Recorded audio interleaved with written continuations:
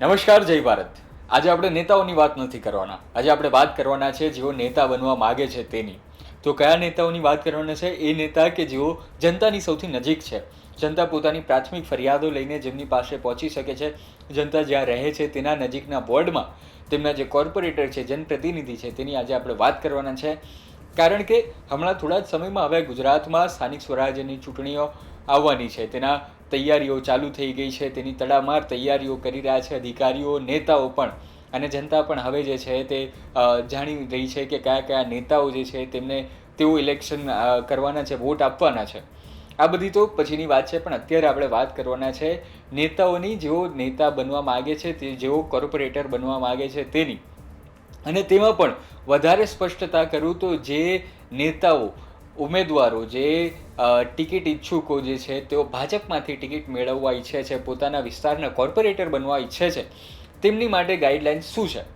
તો ભાજપ જે છે તે અત્યારે ગુજરાતમાં, કેન્દ્રમાં ત્રણેય જગ્યાએ જે છે સૌથી વધારે મેજોરિટી ધરાવી રહ્યું છે. મોટાભાગના જીતવામાં તેમનો જ હાથ હોય છે, એટલે કે સીટ સૌથી વધારે ભાજપ જ જીતતું હોય છે. ને ગુજરાતમાં પણ જોવા જઈએ તો તમામ મોટી મહાનગરપાલિકા હોય કે નગરપાલિકા હોય ત્યાં અત્યારે ભાજપનું શાસન છે. અને તેમાંથી ટિકિટ મેળવવા માગતા ઉમેદવારો માટે ભાજપે હવે અમુક ગાઈડલાઇન્સ નક્કી કરી છે. તે સૂત્રો પાસેથી અત્યારે જાણકારી મળી છે. તેની મુજબ કઈ ગાઈડલાઇન્સ છે, એટલે કે જો તમે કોર્પોરેટર બનવા માગો છો તો ભાજપ પાસે ટિકિટ માગતા પહેલાં તમારી પાસે શું લાયકાત હોવી જોઈએ તેની આજે આપણે વિગતવાર ચર્ચા કરવાના છીએ. નમસ્કાર, હું છું કૃણાલ. સૌથી પહેલાં આપણે વાત કરીએ કે ભાજપે કઈ ગાઈડલાઇન્સ બનાવી છે. સૌથી વધારે અને સૌથી બેસિક ગાઈડલાઇન્સ એ છે કે જો તમે 60 વર્ષની ઉપરના ઉમેદવાર છો તો તમને ટિકિટ નહીં મળે. એટલે કે જો તમે 60 વર્ષથી વધારે તમારી ઉંમર થઈ ગઈ છે તો તમારી ટિકિટ કપાઈ શકે છે જો તમે અત્યારે કોર્પોરેટર હોવ તો. અથવા તો તમે કોર્પોરેટર બનવા માગો છો તો પણ તમારી ટિકિટ તમારી ઉંમર જે છે તે 60 વર્ષથી નીચેની હોવી જોઈએ. તેનું કારણ એ જ છે કે ભાજપ પોતાને યુવા પ્રતિનિધિ જે છે તે યુવાઓને વધારે ને વધારે પક્ષમાં જોડાવા માગે છે. સૌથી પહેલી ગાઈડલાઇન્સ એ થઈ ગઈ. હવે બીજી ગાઈડલાઇન્સ શું છે?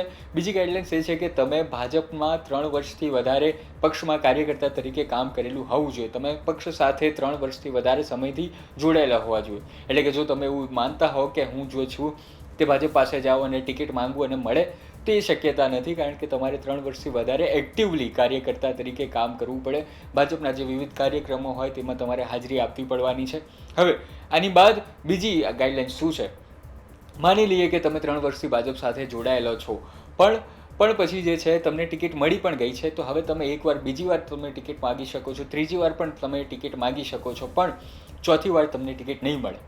હવે આ જે 3 વાર ટિકિટ માગી એમાં તમે ધારી લો કે પહેલી વાર તમે જીત્યા છો અને બીજી વાર હાર્યા છો અને ત્રીજી વાર પણ હાર્યા છો, તો તમને પક્ષ જે છે તે ચોથી વાર ટિકિટ નહીં આપે. અને જો તમે 3 વાર જીત્યા છો તો પણ તમને ટિકિટ નહીં મળે, કે 3 વાર હાર્યા છો તોય તમને ટિકિટ નહીં મળે. એટલે કે ટૂંકમાં જો તમને 3 વાર ટિકિટ આપી દેવામાં આવી હોય તો પછી તમને ટિકિટ નહીં મળે.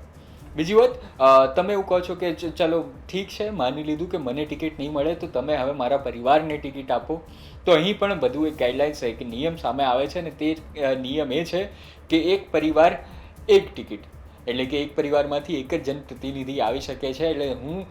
એટલે હું કે તમે કે જો કોઈ પણ જે અત્યારે સિટિંગ કોર્પોરેટર હોય તો તેના પરિવારમાંથી, એટલે કે લોહીના સીધા સંબંધમાંથી ઉતરતા જેટલા પણ લોકો છે તેમને ટિકિટ નહીં મળે જો તમને ઓલરેડી મળી ગઈ છે.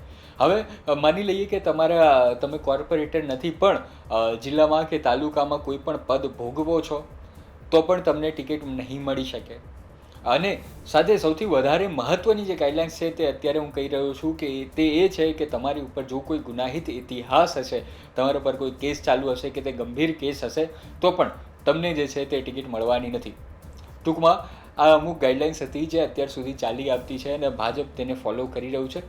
સાથે સાથે બીજા પણ નવા સુધારાઓ ભાજપ જે છે તે લાવી શકે છે. કારણ કે તેના જે પ્રદેશ પ્રમુખ છે જગદીશ પંચાલ, તેમની આ પહેલી સ્થાનિક સ્વરાજ્યની ચૂંટણી છે.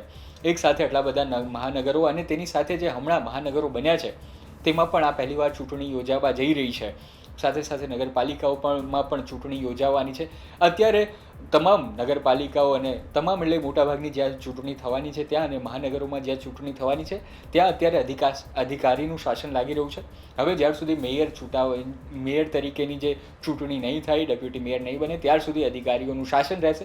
ટૂંકમાં થોડા સમયમાં ચૂંટણી જે છે તેની પ્રક્રિયા ચાલુ થઈ જવાની છે, તારીખો બહાર પડી શકે છે, અને તેવામાં તમે જો ભાજપથી કોર્પોરેટર બનવા માગતા હોય તો આ બેસિક ગાઈડલાઇન્સ હતી. તે મુજબ જ તમે જે છે તે ટિકિટની માગણી ભાજપના મોવડી મંડળ સામે કરી શકો છો. આ હતી બેસિક ગાઈડલાઇન્સ. આ માહિતી કેવી લાગી તે તમે અમને કોમેન્ટ કરીને જરૂર જણાવો. ધન્યવાદ.